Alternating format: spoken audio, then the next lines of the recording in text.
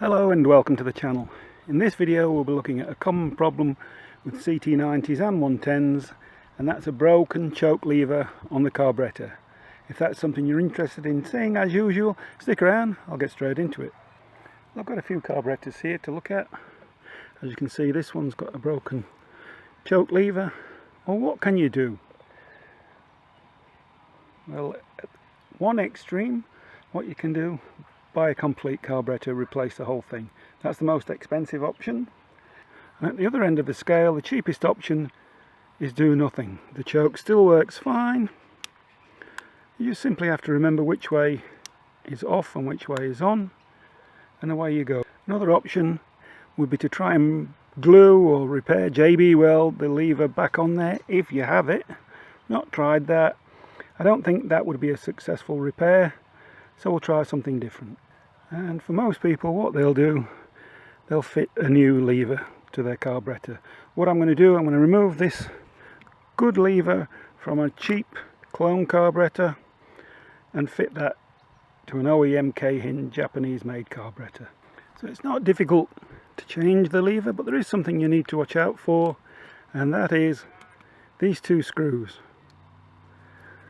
If we look in this one, I don't know if you can see, I'll try and get one close, reasonably close up, see if I can adjust that in focus.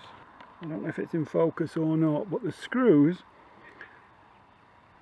are chopped at the top there. They're peened over by the manufacturer, and that's because they don't want these screws coming loose and falling out, especially when the engine's running. A steel screw going inside your engine, soft aluminium piston, soft aluminium cylinder head, will cause a lot of damage. So they peen these screws over. What does that mean for us? Well, we need to remove these two screws to withdraw this shaft and change the lever, and it can be difficult. What I've found, if you can get in there and squeeze the ends together slightly with some needle nose pliers or something like that, it can help the screws come out. So I'll use some needle nose pliers first of all. Open up the choke and squeeze on the ends.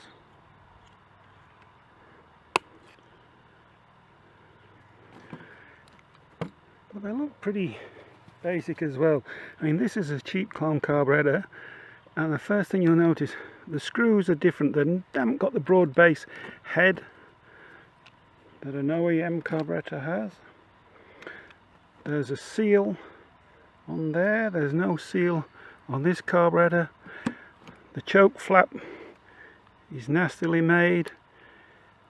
Overall, these carburettors are just not good, so I don't mind using this carburettor simply for the choke flap. Now let's see if I can use this.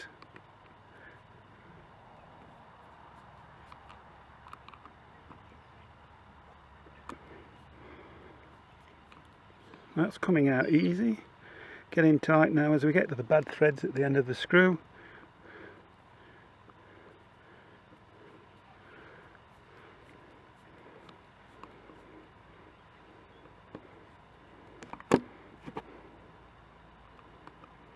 And so it's a good idea, use the correct JIS screwdriver bits. You can tell if it's a JIS screw because it will have a small dot or center punch mark on the head of the bolt.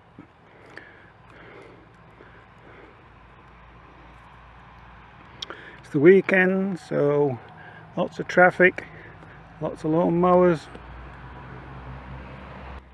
So what I'll do now, this cover, you can prise it off now or later, doesn't really make any difference.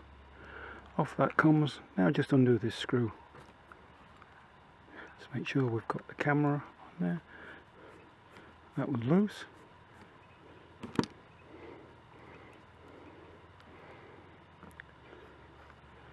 And that simply slides out. And to remove the lever, you can see the spring. We've got this retaining clip, the spring there.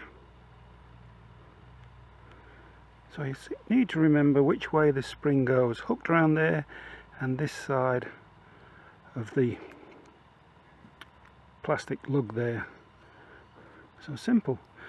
But as we said before, these screws Make sure that they're properly screwed in, and I'll use a belt and braces approach. That means I'll use Loctite on the threads and I'll pin them over as well. Won't be reusing that. All I need is that. And another thing missing on this carburettor that I didn't mention before, just in there should be a jet. If you look on an OEM carburettor, see there, it has a brass jet in there. So pretty much junk, these carburettors, the really cheap ones. There are some of the clone ones that are good, but the really cheap unbranded ones like this are dreadful. So now the same thing on the OEM carb. I've squeezed the back of the screws. These probably will be difficult to come out. You can feel the threads biting there slightly. I won't talk through this, I'll just get straight into it.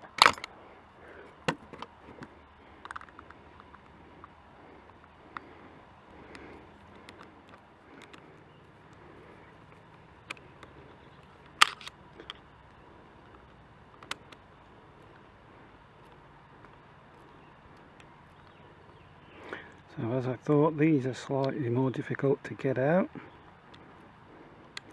I'm just winding it bit by bit so I don't hopefully damage the threads in the shaft there.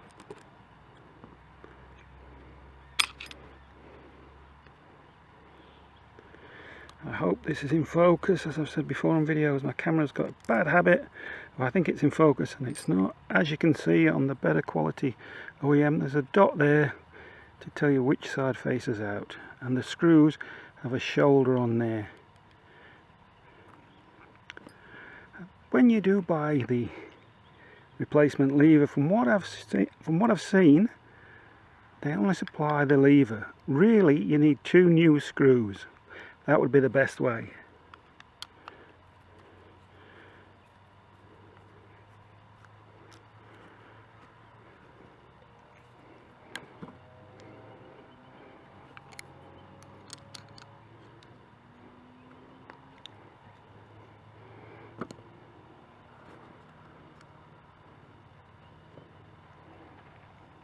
So as I said, there is a seal on the OEM. So I've got the new choke lever, slide it in,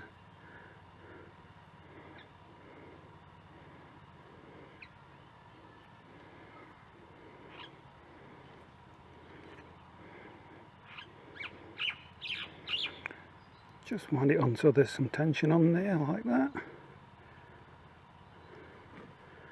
and then in it goes.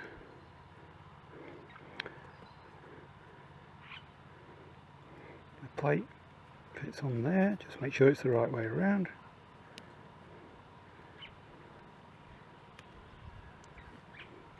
Screw in place.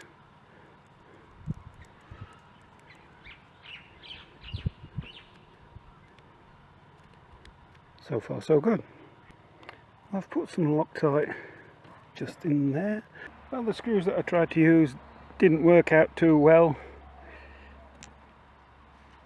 I don't know what was going on there, but I couldn't get enough, I couldn't tighten them properly, so I've reused the old screws.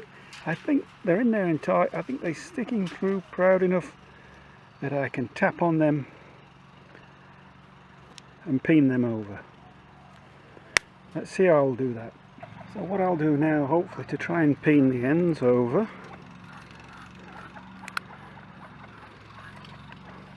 put that on there, and then I've got a hammer, and I've got this, well, it's a spoke from an Aussie post bike, which are thicker spokes, and I can put that down in there, put that down in there, hit the hammer on the end, and hopefully just swage the end, pin the end over. Will be a bit awkward because it's fiddly to get in there. I've put a mark so I know where the cross is, so I'll put that in there like that and give it a tap, supporting it on the steel underneath. One side, and the other side. Now the second bolt, the second screw. is awkward, and the ducts are going berserk. So hopefully with the Loctite and with this peening I should be fine. I can hold it steady.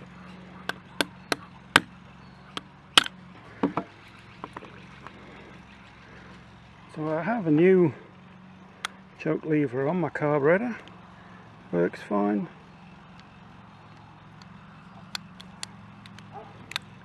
It didn't go as well as I hoped.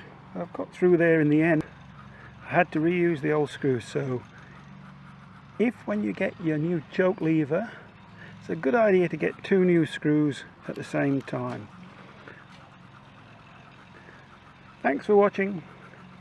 Hope that gives you the confidence to have a go at this repair yourself, and I'll see you again soon in the next video. And the ducklings aren't tiny ducklings anymore, they're massive.